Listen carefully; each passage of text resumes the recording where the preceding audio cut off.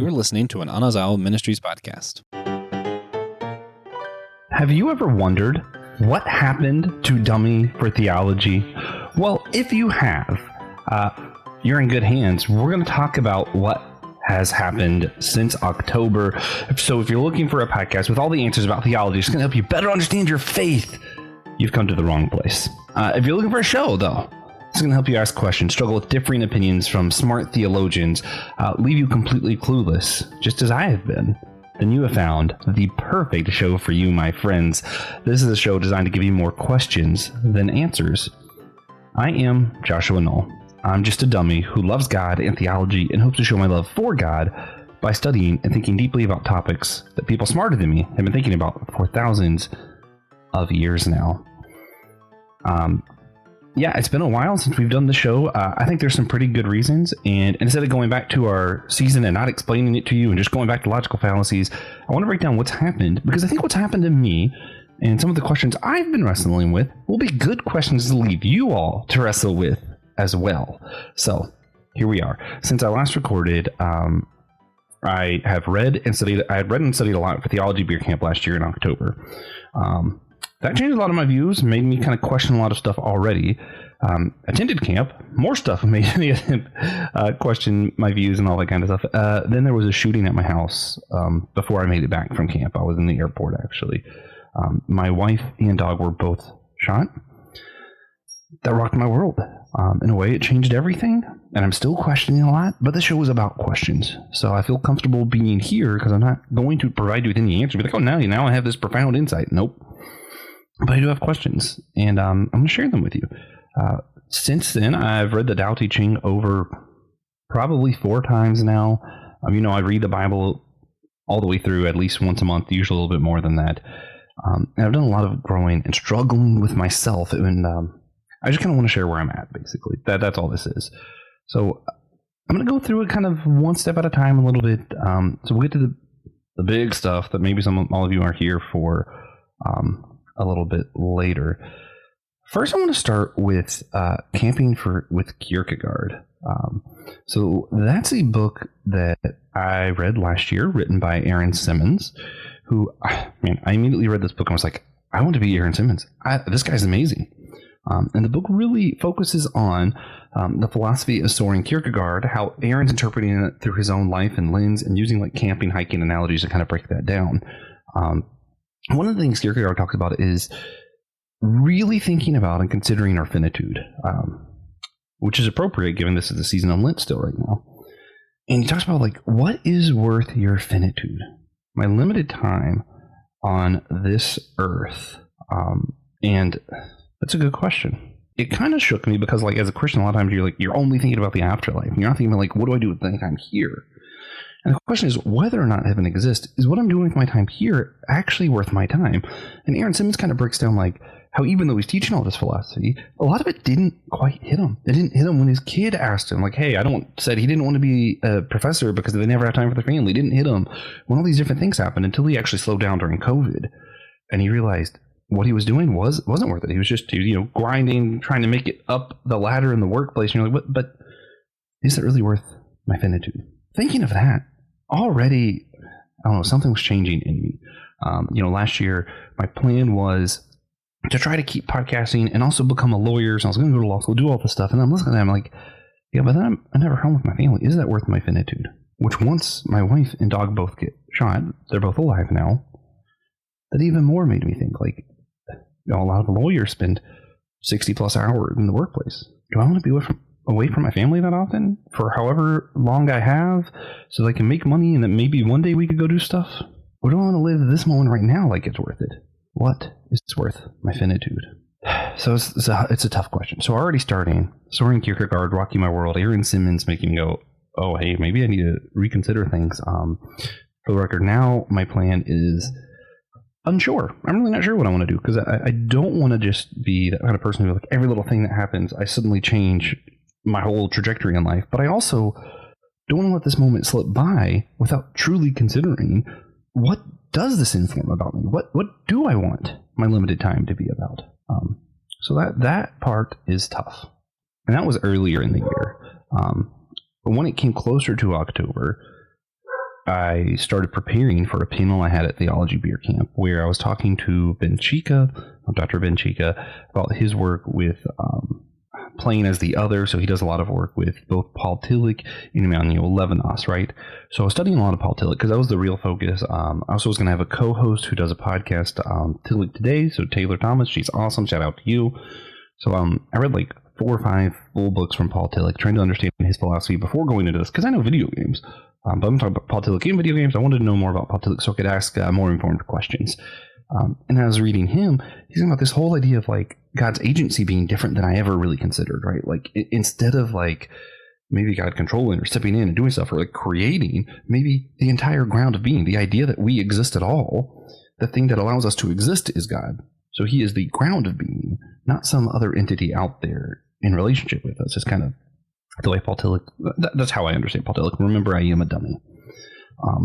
And that was really intriguing to me. Like, yeah, I owe our very existence to God. Like, he is the reason for our existence. And when we lean into the ways of God, that's why things work better. And I'm like, okay, yeah, some of that was starting to click. I'm like, it kind of makes sense, but it also still kind of felt very atheist. Like, God's not actually able to do anything. It's like, well, what's the point in saying I believe in God? Why not just kind of be like, hey, I exist, and I think this is a good way of existing.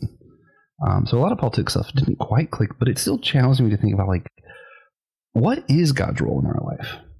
And then I come across, my good friend, Dr. Tom Ord, and, thanks to my other friend, Josh Patterson, I was reading more John Cobb and kind of doing that stuff, going into Theology Beer Camp, already considering, like, how much power does God have? What kind of agency does God have? Can God control? Does God love us? What are the ways that God interacts with us, basically, right? Like, is God all powerful and he can step in any time, just lets evil exist? Is God all powerful and lets us have choices? Is God maybe not all powerful? Maybe he's the most powerful, but not all powerful. And that's why evil exists. And we have to work with God, which is kind of what Tom Ord suggests. John Cobb has this whole idea of like, maybe God is like all these things are like, what is God? Right? Like, this is what we're questioning. So Tom Ord says God maybe isn't all powerful, but is the most powerful, and his power is love. So he comes up with, instead of omnipotence, he is omnipotence, which is love power. John Cobb, when I'm reading him, he's like, yeah, God doesn't exist. God insists. In each moment, we choose to interact in a way that whether it is worthy of the divine or not. And we can look back, just like when you look back and be like, was justice done or not? You can look back and be like, yeah, God was there.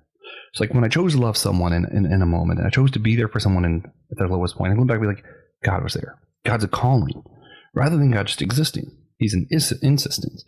For me, again, John Cobb, not Tom Ord, John Cobb's version also, I'm like, I feel like I just don't need the language of the divine or God at that point. Like, it's just atheism to me personally. Maybe I just don't understand it. And it never felt right, because I feel like I do have this open relationship with God. But Tom Ord's a little bit closer to me, but still that whole thing of like God not being all powerful, I was like, I don't know about that, because like a lot of my doctrine is built on this idea that God created everything ex nihilo, which, out of nothing. If God's not all powerful, how could he create all things? He must have all power to create all things. It's just kind of how I understand it, which is why salvation matters. So everything kind of builds on itself. So for me, if I'm kind of the atonement model of like kind of close to like Christus Victor, I guess, where I think God literally defeated hell and the grave, so that none of us have to ever experience eternal death or go to hell. That we all can be saved. And I think in the end, we all will be saved. So kind of like a Christian universalist, not regular universalism, that's a whole different thing. That's kind of where I'm at. But none of that works if God isn't all powerful, because how did Jesus have the power over hell and the grave unless he created all things? The reason hell exists, the reason the grave exists in the first place, was because God created all things and they had to exist, or they were part of the design. So for me, it all kind of builds on itself. And I can't quite make sense of that. So my pushback on Tom Ord that we've discussed before, we're going to discuss more on the Whole Church podcast, so check it out. My pushback is more like, I think we're talking about, rather than how much power God has, maybe we're discussing what type of power God has. He says omnipotence, love is God's power. I'm like, yeah, cool, I'm down with that, but I don't think that negates God having all power. God has all power that is love. And of course, there's limitations to what it means to be all powerful and all that stuff. And there's a long history of philosophers and theologians clarifying what we mean by that term, just like we clarify any term. And I'm really comfortable with that. And Aaron Simmons has helped me understand a lot more. He's way smarter than I. So check out his YouTube page. He's great.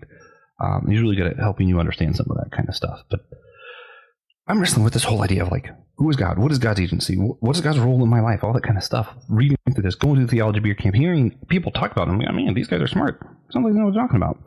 And then again, there's that shooting at my house, right? And all of a sudden, honestly, I get a little pissed off at different points. I'm like, but if God's the way I think he is, he's in a relationship with me, he's there, he has all powerful, why did my dog get shot in the face? Why did a bullet graze my wife's arm? Why did these things happen? Why would God allow that to happen? You gotta make sense of it.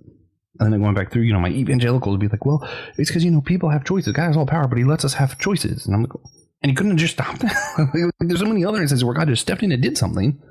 And then, sometimes they're like, well, you're blessed because it could have been a lot worse. I'm like, but it could have not happened at all. So all that kind of stuff just fell flat to me. Going back to Paul Tillich, God being the ground of existence, and like, so we're all grounded. So you mean like the stuff that happened there, the whole reason any of it exists is because its foundation is in God. So like, some part of God must be evil then, because what happened was evil. And if everything is in its existence is rooted in God, like, it's like I couldn't round that. For me, I couldn't round that sort of circle. I don't know. John Cobb's like, God is an insistent. He calls out so that we can choose to have God in that moment. So God just wasn't there then. Well, that's not very comforting, because I kind of actually want to believe that God was with my wife, even through the worst times, even when it seems that God wasn't there. That didn't sit well with me. Tom Ord's like God's not all powerful, so he couldn't have done anything. We could choose to cooperate with God, and then he would. And it's like, well, was there no one in the area that could have chosen to cooperate with God? My dog just can't cooperate with God enough for that not to happen. Like my wife, like at that point, like what's even the point of that God? For me personally, like that's the emotions I was going through. That's what I was feeling at that time. So it all kind of shook me up. But I know I believe in God. I just wasn't sure how or to make sense of it. So I kept going through, right? I go back to like, weirdly enough, one of the big moments for me was doing a podcast on systematic ecology. I've been reading Swamp Thing. Specifically, there was a crossover comic event of Swamp Thing and Poison Ivy.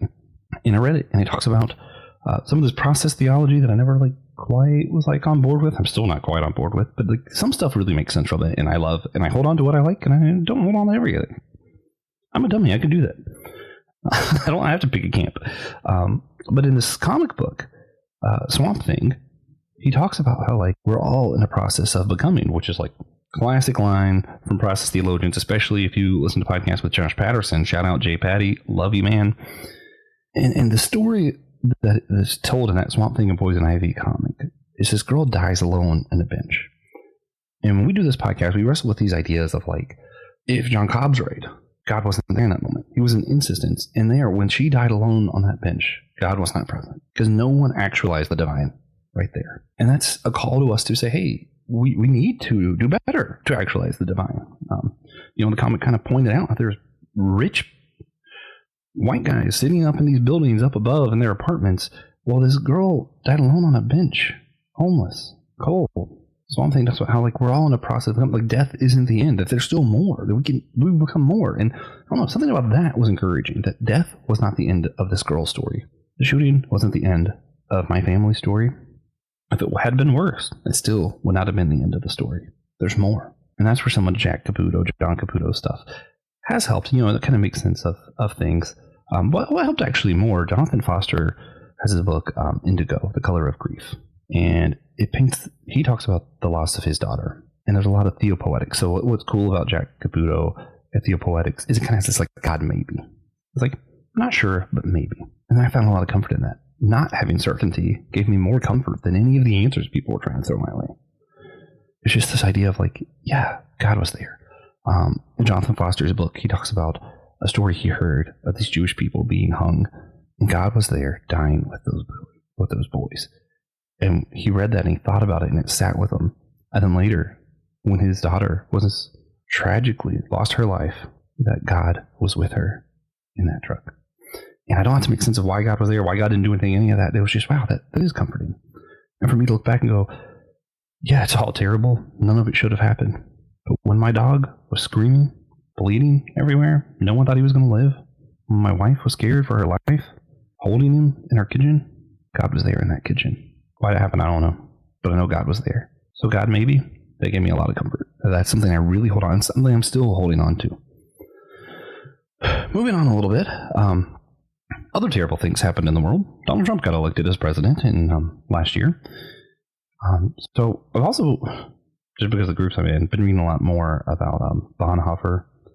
So having Bonhoeffer in my mind, Donald Trump being elected, seeing all the things that's happening in American politics, rose more questions up for me. I'm supposed to be the church unity guy. I'm looking at this going, how could I say someone's a Christian who supports a man who, by any normal colloquial use of the term, he raped a woman, right? And if you want to be technical, it was sexual assault, not rape. Like, how can you support that man? A man who openly hates the immigrants, the others, those who are lost, scared, who are like me and my wife that day.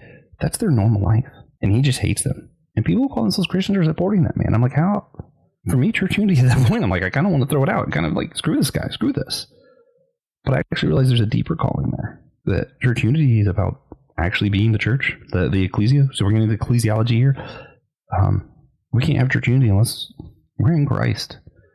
Supporting that kind of behavior, supporting that kind of man. You're not in Christ if you support that. And that's something I've been holding on to. And that makes me more passionate about church unity because I'm like, we got to go back and define what it means to be the church, what it means to be in Christ, as Corinthians talks about, right? I don't like to talk about myself. I like to say I'm just a dummy. But you guys know, I have a degree in Bible. I'm getting a master's in Bible. I'm also getting a master's in legal studies. Like I'm not uneducated. I'm a dummy, but I'm not uneducated. And I see what's happening. I'm like, no, that's not what the Bible's talking about. Nothing that's happening here is what the Bible calls Christians to be. And it breaks my heart to see the church stray so far from being the church. And, I've been wrestling with that. I've actually been wrestling, is Trump worse than Hitler? Because I think there's a chance Hitler believed some of the stuff that he said. I don't think Donald Trump even believes a lot of the stuff that he said. Hitler got some of his stuff from, unfortunately, Martin Luther. I'm a Lutheran now, and I'm like, I have to wrestle with the fact that Martin Luther said some really terrible anti-Semitic stuff. That's where Hitler got some of his stuff, That's hard. Donald Trump, though, I don't know where he gets his stuff. Other than just hate, evil, corruption, I don't know. They're probably just as bad as one another. But I'm living with Trump, so it's more in my face, so it feels worse than anything I've ever read. I know Hitler's actions were worse because he had more power. But I think if Trump had that same amount of power, I personally believe he would do worse things than Hitler. And that scares me because he's getting that power slowly, but he's getting there. Seeing this hypocrisy in the church, seeing how scary the world is, wasn't meant to have church. And then Bonhoeffer's call, when you read through his life and how he might have been part of an assassination attempt on Adolf Hitler, and then was like, actually, no, I do believe in nonviolence. My principles are actually more important than utilitarian action. I've always been against utilitarianism. I still am. I don't think the ends ever justify the means. I'm looking at this going, oh man, there's something more important than stopping Donald Trump. And it's our principles. No action is going to stop them.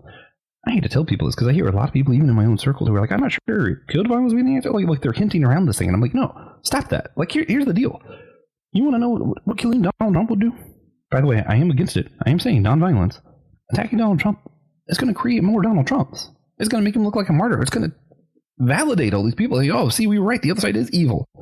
Violence will make things worse, not better. And that's why I hate utilitarians, because there's this arrogance of you think you know all the answers. What will happen if you kill Donald Trump? You think you know. I don't know. I'm pretty sure things would be worse. It could be wrong. But what if I'm right?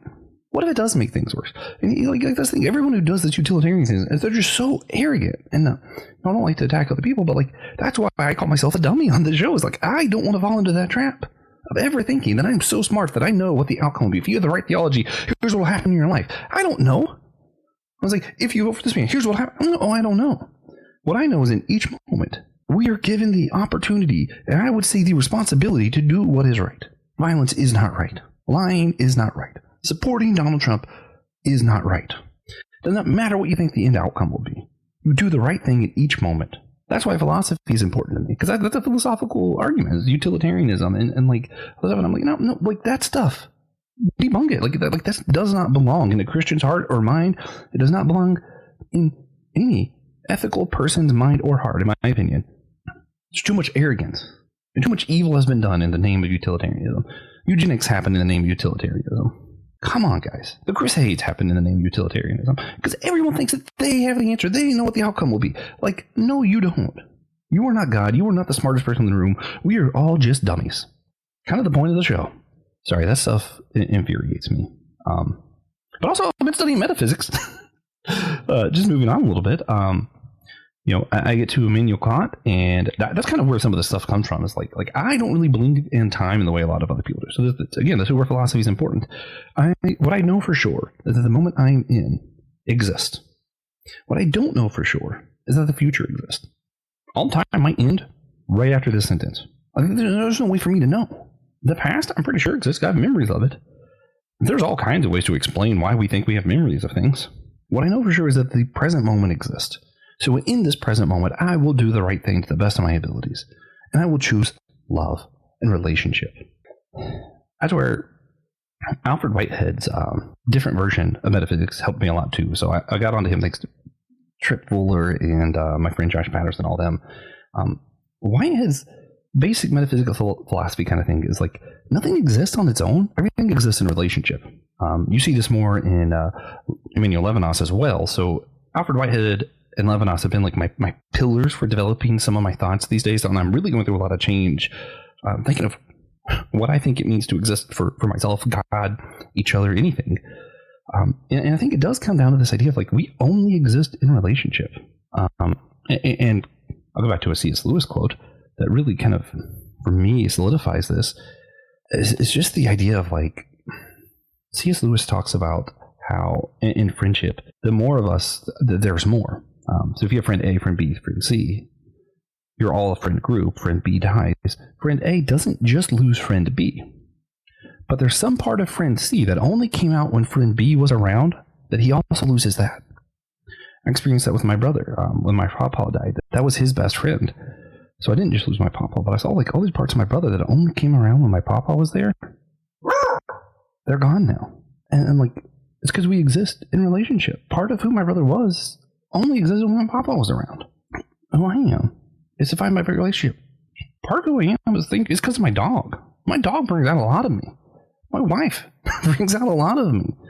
My best friends. When I go camping, I feel like the most me I am, not just because I'm in nature and connected, but like a lot of times your phones are laid aside and you're just there with your closest people in relationship and connection. And like those relationships are what define you. Even down to the smallest particles, like all the cells that you see here on the screen if you're on YouTube, or like that are me. If I look in the mirror, they're all different than they were like 10 years ago or something, right? Like I'm constantly renewing. I don't have the same pieces that make me up. Aren't the same pieces that I was with some of these memories I think I have, right? It's weird when you get into the time stuff, right? but let's assume the past exists for now, so that we can have this conversation and not sound like lunacy. If that's true, what makes me me isn't my pieces. You got to question your soul when you look into metaphysics, and you're like, okay, so here's what I think my soul is, and all of a sudden you see, well, if your brain's affected in this way, everything you said about your soul just then changed. I think your soul is like, oh, you love people and you do all this stuff. Well, there are mental disorders that cause you to suddenly be an angry person. People have become murderers because they lost their mind. People, like, if someone's saved and they get dementia, they forget that they ever accepted Jesus and they go back to their old ways. Like, what do you think of their soul then? Physical bits, all these little pieces are interconnected, and it's like, it doesn't make sense if you hold to this, like, everything exists because of the pieces argument. You have to hold more to, like, what Wyatt talks about with, like, is the relationships of one cell to another. That's the relationship. One atom to another is what defines the molecule, right? All the cells that I am, the relationship to one another makes up my body. My relationships to the people around me make up who I am. I think God is also defined by his relationship. God doesn't just exist in a vacuum on his own. He's defined by his relationship with each of us. Is he loving us? Is he there for us? Is he our ground of being? Is he in an open relationship with us? Is he controlling us? Who God is defined by his relationship to each of us, to everything he created, to himself, Father, Son, Holy Spirit. Nothing exists without relationship, which is also part of why I don't believe in time. When I look at Einstein stuff, what I'm interpreting is time doesn't exist unless it's in relationship to space. There's something called space-time, not something called time. There's not something called space. There is something called space-time. We all exist in relationship. Everything exists in relationship. Which in a way goes back to that Venitude thing. And man, doesn't it make it scary when you realize anyone around you. I've had a friend who was my age when he died of a heart attack. In the season of Lent, I'm thinking a lot about that. I'm like, oh, at any moment, people closest to me could just fall over And I don't just lose them. I lose part of me because I'm defined by my relationships. I lose part of my other friends because they're defined by their relationships, which also makes it really important. The relationships you choose to hold on to, what you don't. Do I choose to prioritize these camping trips? Do I choose to prioritize my wife? Or do I spend 60 hours in a law firm and defined by my relationships? My relationships end up being defined by my choices. What's worthy of my finitude sits at the back of all of this for me. And then I mentioned I've been rereading the Tao Te Ching. I've been more fully embracing the term of a Taoist Christian. I believe Taoism really informs my Christianity and helps a lot of like how I think about the world. Some people call it other religions, some people call it a philosophy. For me, I don't care. I really don't care what you call it. The teaching of Taoism are about finding the way and just connecting it, knowing what is right. I don't need to know all the answers, but I can just be. I need to know, was God the ground of the being of the shooter at my house? I don't need to know, was God, just could not be there because no one chose the calling, the insistence of God in the moment of the shooting outside my house. I don't even know any of that. What I need to know is my wife was holding my dog in the kitchen and God was there. To me, that simplicity, when you read the Tao Te Ching, that's the way. That's the Tao. Is that simple, like, hey, you're just going to know what's right. I know what happened was wrong. I know that Donald Trump is wrong. You don't necessarily need to know all the reasons. You can see this man, see him talk, and like something in you knows that is wrong. And that's what Taoism is. It's about simplicity. And I think we need a more simple faith sometimes. C.S. Lewis wrote Mere Christianity. Maybe I should write Simple Christianity. There's something about the simplicity that we lose. Taoism talks a lot about having an empty mind. You crowd your head with all these thoughts of like, oh, is God the ground of being? Is God this? Is God that? And like, it's fun to think about. I enjoy it. I'm going to keep doing the show and keep asking those questions. But if I crowd my mind with all that, I'm filled with anxiety. I can't find comfort. And that's what I experienced. But if I empty my mind and just, God was there, I can find that comfort. The Tao Te Ching also talks about being water. We're not in competition with anyone, but we can benefit all. Something about that's just right. I think that's the heart of Christ. Benefit all. The Bible talks about the best of your abilities, be at peace with all men. Be water. Tao Te Ching, like it's the same thing to me. Benefit all. Be in conflict with none. I don't need answers. I need to learn to be. I need to learn to find a way to be present. And what I need is the I am. The Bible talks about God as the I am, as in I am present. That's who God is. That's what the Tao is. And that's what I need in my life. That's what makes sense of all this to me. It's going back to just simplicity. And I find that in the Tao Te Ching. And it helps me read the Bible better. Just go, hey, I don't have to pick everything apart. It's fun. And sometimes I'm going to because I enjoy it. But sometimes I'm just going to read. Shout out to my good friend who does the Underground Church Bible After Hours show on the same network as the Podcast Network. I don't need that story. I could read the story of Jesus leaving the 99 for the one. I can realize, hey, I was that one for a moment, right? Like, man, I was in an airport. I was lost. I was hurt. I had a friend, Kristen, who was there for me. Walked me through the airport. I have no idea how I got where I was. When I was in that moment, God was there with Kristen, walking me through the airport. None of my friends called me and was there for us. I had people who actually sent us money to help us with the dogs, vet bills, which were crazy. God was there. Those things are good. What happened was bad. Simplicity. There's power in simplicity. God is in simplicity. I think we need to more embrace that simple faith that comes with some of God's promises. I read that God has a promise not to destroy us all with that rainbow. Don't need to pick it apart. I can do that sometime. You do an exegesis and then preach a great sermon or something, and maybe I should. But I also sometimes need to just read the stories of the Bible and let them be. Just let them be. What they are to me in that moment is okay, whatever it is. All right, so going through practical theology. Does any of this matter? I think so. Practically, we look at all this abstract stuff that's usually, you guys hear me rant, you're like, wait, how are you going to make that make sense? Like, how is that applicable to your life? And I'm like, well, yeah, usually it sounds like a bunch of philosophical mumbo jumbo. Is time real? Is God the ground of our being? Or is he an open relationship with you? You're like, oh, practically it doesn't matter. Because in that moment, when I'm trying to process what happened to my family, I want to know if God's there. In that moment, I could look to the future, see what could happen, what could have happened to my dad, I could think about that, or I could be in the moment present with the great I am. Yeah, practically, it matters. All of this matters. Whether time exists matters. It informs my choices in the present. Instead of looking to utilitarian with the arrogance that I think I know what's going to happen, I can say, in this moment, I need to be with my family. In this moment, I need to speak out against Donald Trump. Why? Because that's what's right. Simple. And it matters. Who insisted the divine presence? If I think any part of what John Cobb says is right, or Jack Cobb, whatever, like Jack Caputo, I have to ask that question of like, who did insist the divine's presence? Whether or not I agree with him, I think that's an important question to ask. Where do I see God? If he was an insistence, I don't think that's true, but let me assume it is, and ask that question, wrestle with it. My friend who walked me through the airport, he was there. My friends who were there when I was hurt, God was in that insistent moment. The people who said nothing to me, and then after I spoke out against Donald Trump, it's like, oh, I'm concerned for your spirit and your well-being. God's not in that. That's not the insistence of God. That's the insistence that you think you're right. That's the insistence of arrogance, pride, being there for someone when they're hurt. That's the insistence of the divine. Whether or not I think that's true, I think thinking about the insistence of God and what it looks like matters. I've been also wrestling with I kind of didn't let go of biblical inerrancy. I stopped using the term because I think how I view the Bible isn't exactly what some of your furthest conservative people like Al Mohler and them would think of it. All the people who hear me say that I think I hold to a form of biblical inerrancy think I mean that it's all literally true, which isn't what I mean. So I had to stop using that term, and now I'm wrestling with like, can some parts of the Bible be wrong? And like, what do I do with that?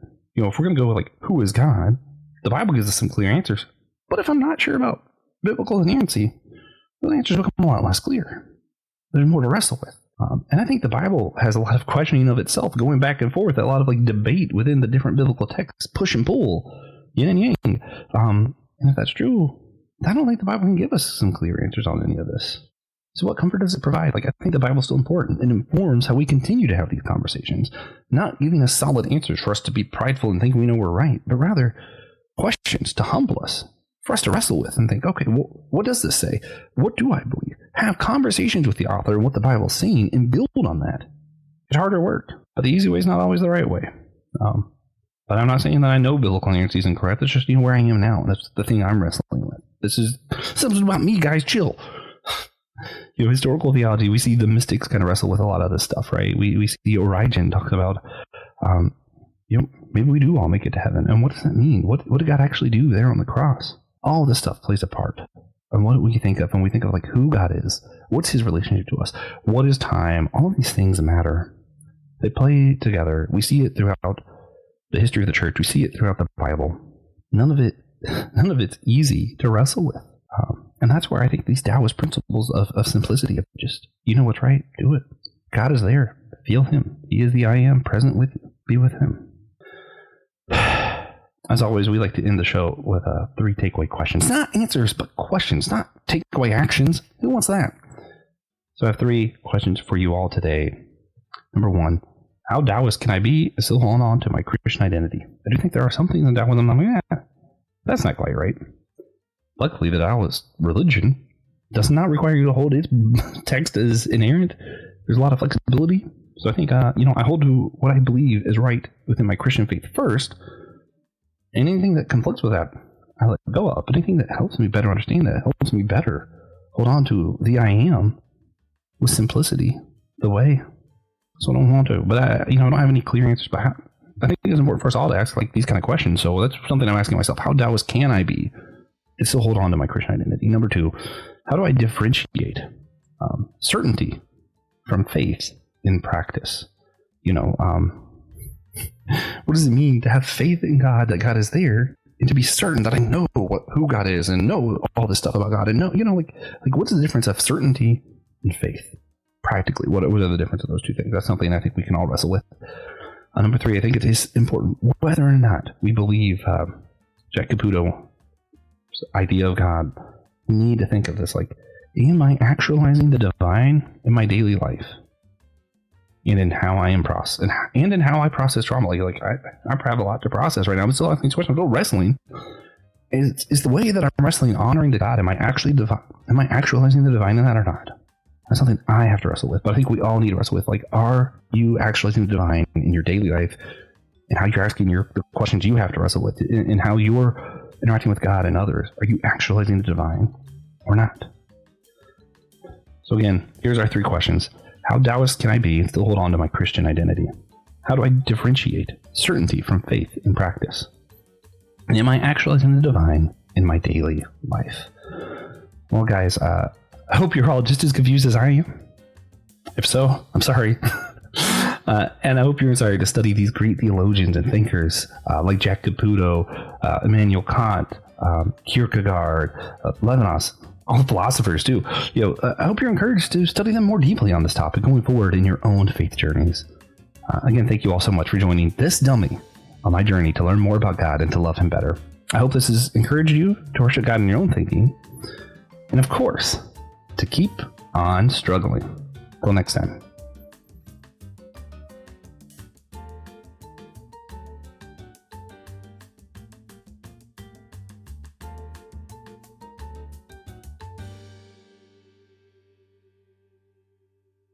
This was an Anazao Ministries podcast. If you'd like to check out other shows like this, be sure to subscribe to the network.